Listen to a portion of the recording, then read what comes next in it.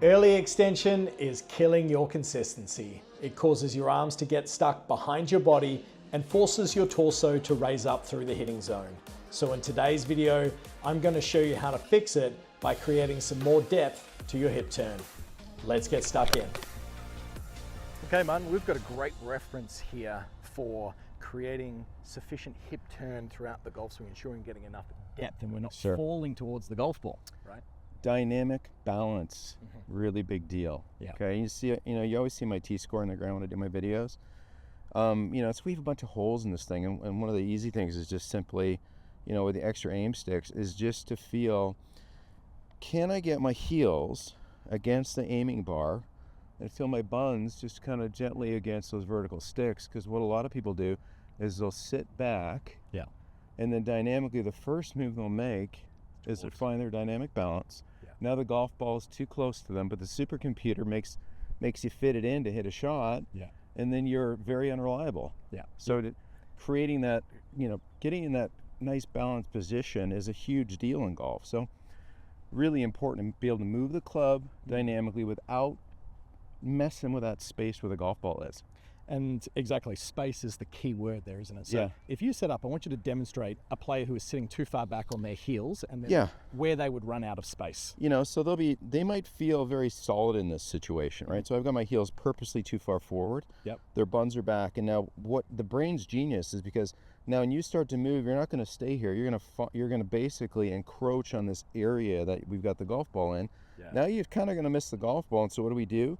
We have a situation where dynamic balance actually made things worse, because now we're closer to the golf ball.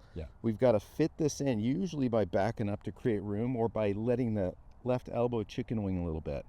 Big time. Okay, so when I help golfers with this, I say, okay, you're going to probably feel like you're a little bit more on your toes. I'll give them a simple sensation of being able to heel tap. So the gentle heel taps tend to get my hip joint, knee joint, ball on my feet a little bit more organized, rather than my hip behind my heels. For sure. Okay, so that's a big deal for me. And then, so having people set up like this, now they have some place to, like you say, create room on the way down, create this space. Now the golf ball's in a place that it's easy to get, rather than start back here, thrust forward, and feel like you have to hand save it by running out of right arm. And when you set up to that golf ball, I want you to just demonstrate the player who's sitting too far back on the heels. I just want to make note of a couple of things here for you guys. So the player's hips are back. Number one, you'll see that the front of the shins here is quite vertical, straight up and down. You'll see a lot of professional golfers, or most, have a slight sort of incline to the way that they would have that set. Now, as you then set up again, Martin, for sure, those heels too far back, you would see a lot of players do this because they feel like they have space at address. By sitting back in this position, you can kind of let your arms hang out from away from you, but that also increases tension through your arms, doesn't it? Totally. Your arms are extended away from your body. Can't hit it. This is a very tough position to be able to move in an efficient and athletic manner. So these little heel taps that Martin does as he sets up to it, that just gives some awareness. And I like to get the feeling of going to extremes of like, what is it like to be all the way on my toes? What is it like to be on my heels? Move those feet up and down a little bit, and you can see that we start to find our natural balance point, which is very, very key. So, I've got two sticks kind of on my rear here, and the sense is on the way back, can I push into the ground, feel this one push the stick back a little bit? And then there's my relocation. Then can I get the other stick to push back out of the way and create that room? So the student can, do this pretty slowly, kind of push, hit some shots, and even if like a subtle miss hit, that's okay, because when we're not necessarily worried about the outcomes in the training and trying to build in this, these new sensations for people. Because if they're not used to this look, they've been here for 15 years of their golf, loading the golf club into it. And why would they have to unload it? Because they have no room. So they figure out a way to get the club on the ball. And that's their best version of themselves at that moment. And so through coaching, we try to say, hey, here's some really athletic ways to be in a place where we can, get into a side bend with some extension, create room to have some control of the golf club face, rather than something that has to be flashy with a running out of right arm. And understanding that training methodology there of being slow and very considered with the way you go about these exercises, mapping out the feels in a methodical manner is very important. We don't want to just do this for the first time, get a huge big bucket of balls and rapid fire over and over and over again, do we? No, it's, you know, it's slow, methodical. I'd even say, can you do it with your eyes closed? Like the sensation of what's it like, my eyes are closed, what's it like to feel that new position settling in, what impact might feel like. This is where a coach might help position you a bit, so you can go, oh, okay, this is what that feels like. Open the eyes, do something kind of slow. Let the ball get in the way, drill that strike.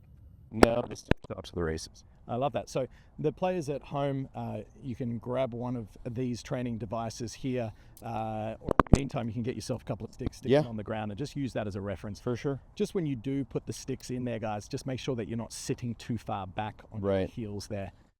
You made mention of the dynamic balance from address and then into the backswing. Just talk about it in the follow through as well. And for players being okay with having a bit of weight on the outstep of their front foot when they finish.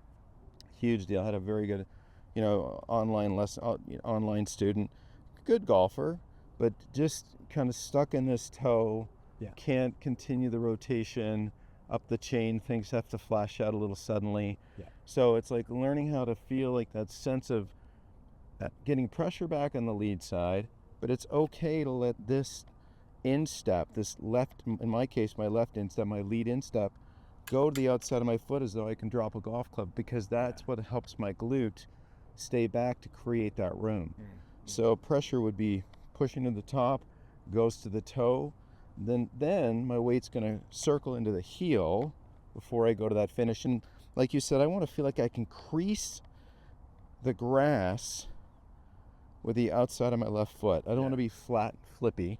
I want to crease and extend. Yeah, and it's certainly a common trend through all the videos that we've shot here today, guys, and make sure you check those out, is all around making sure that you are moving in a dynamic fashion. We don't want to be stuck like a statue over the golf ball and not moving. We want to finish like one in a very nice, tall, poised position like this. But to be able to do that, to have that flow, that sequence that you see with your favorite player who flushes the ball, gets those crispy iron shots, you need to make sure that you're moving in a dynamic fashion. So Martin's going to rail one off one more and show us how it's done. Nice crispy strike. Beautiful. Look, guys, Martin Chuck out here at the Raven. Sensational advice on how to move in such a manner that can improve your ball striking. Thanks for watching this video. YouTube thinks that you would benefit from watching this one next. So click that card and it could be the tip that you need to take your game to the next level. I'll see you next time.